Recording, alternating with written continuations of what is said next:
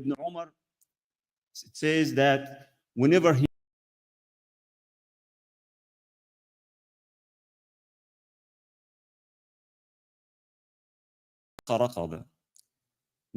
misses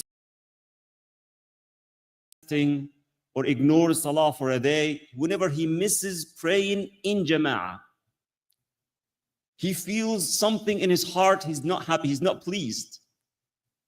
As a result, he will try to make up for this, to compensate for the shortcomings. And he will fast an entire day. He will spend an entire night in qiyam, and he will free a slave to make up for that shortcomings that he has experienced. And many similar encounters we read through the seerah of the Salaf and the seerah of the Prophet sallallahu alaihi wasallam. So what I want to highlight today is that, yes, sometimes we are not doing good in our deen. Sometimes we're struggling with our basics even. And this is not something uncommon in our communities. In fact, 23 study and research by Pew Research survey finds that at least 47% of Muslims struggle to maintain their basics.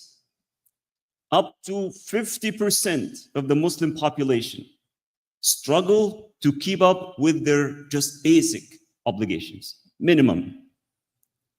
So sometimes we fall in this category. And sometimes what we do, the symptom, or we look at the main cause of this, my iman is weak, and that's it. It is true. If I'm not praying, it's because my iman is weak. If I'm not fasting, if I'm not giving my zakah, if, whatever, violations am I doing, it is because my iman is weak.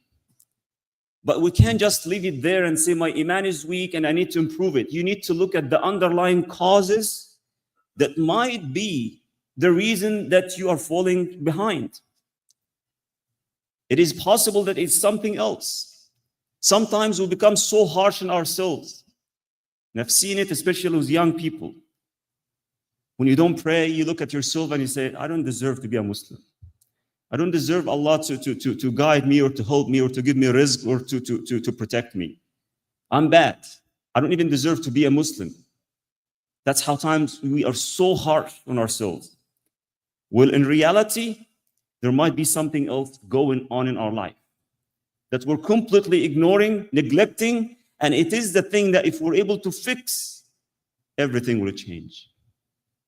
Today, I want to highlight there are so many things that we can talk about, but there is one thing that is the most neglected in our communities, that we do not pay attention to our emotions.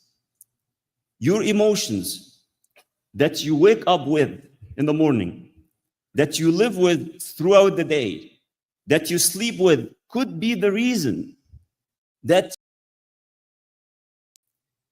you keep missing the salah, that you don't like opening the Mus'haf and reading the Quran, that you treat someone badly and you're disrespecting people and you're having arguments with your spouses and your children. It could be because the emotions are just too much to handle. And the Prophet ﷺ, you look at his seerah, he was so attentive to the feelings and the emotions of the Sahaba, because he knew that this could have a significant